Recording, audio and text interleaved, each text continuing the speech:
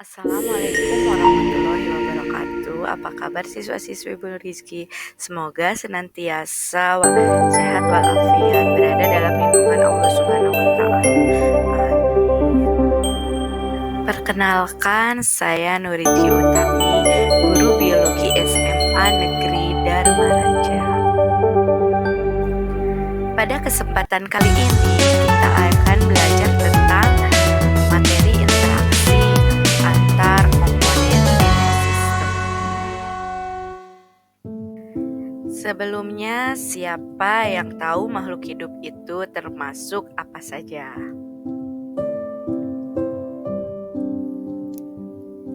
Ya benar, makhluk hidup terdiri dari hewan, tumbuhan, manusia. Nah, makhluk hidup yang tinggal bersama dalam suatu ekosistem akan membangun interaksi antar satu dan lainnya. Misalnya, antara manusia dan tumbuhan, manusia dan hewan, demikian juga hewan dan tumbuhan. Adapun capaian pembelajaran pada akhir fase E, peserta didik memiliki kemampuan menciptakan solusi atas permasalahan-permasalahan berdasarkan isu lokal, nasional, atau global terkait pemahaman keanekaragaman makhluk hidup dan peranannya, virus dan peranannya, inovasi biologi, komponen ekosistem dan interaksi antar komponen ekosistem, serta perubahan lingkungan. Tujuan dari pembelajaran, peserta didik mampu menganalisis interaksi antar komponen ekosistem. Kemudian peserta didik menciptakan solusi tentang bagaimana menciptakan keseimbangan ekosistem berdasarkan analisis interaksi antar komponen ekosistem. Nah, anak-anakku, sebagai pendahuluan, Ibu harap kalian amati tayangan berikut ya.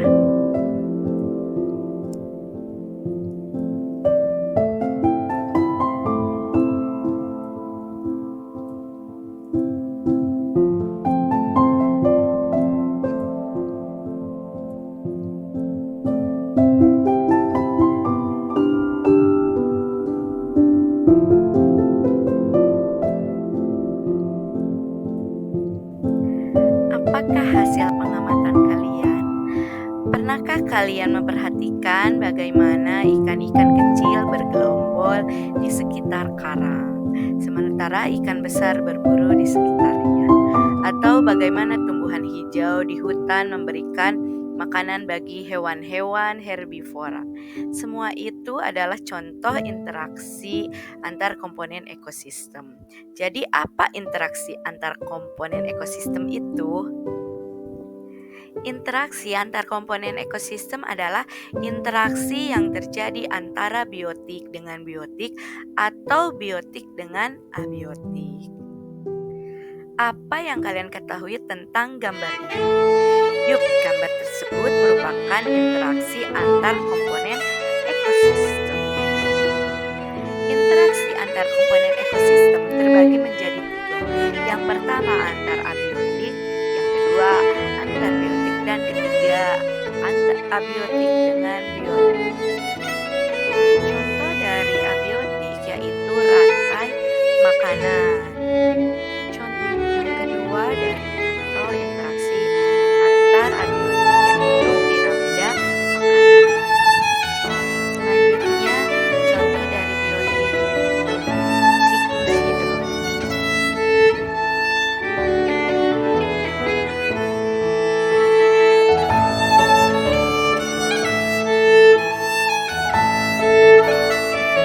Interaksi antar komponen ekosistem dapat dikategorikan menjadi beberapa jenis, yaitu predasi, kompetisi, simbiosis, dan netralisme. Mari kita bahas satu-satu. Pertama yaitu predasi. Predasi terjadi ketika satu organisme atau predator memangsa organisme lain. Contohnya predasi adalah singa yang memangsa rusa.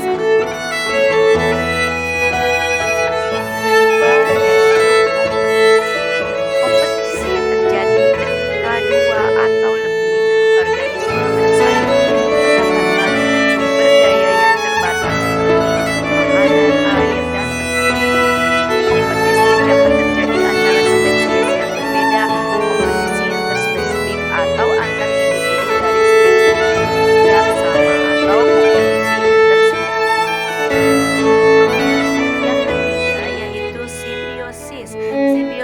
adalah hubungan erat antara dua organisme yang berbeda spesies. Simbiosis dapat bersifat mutualisme.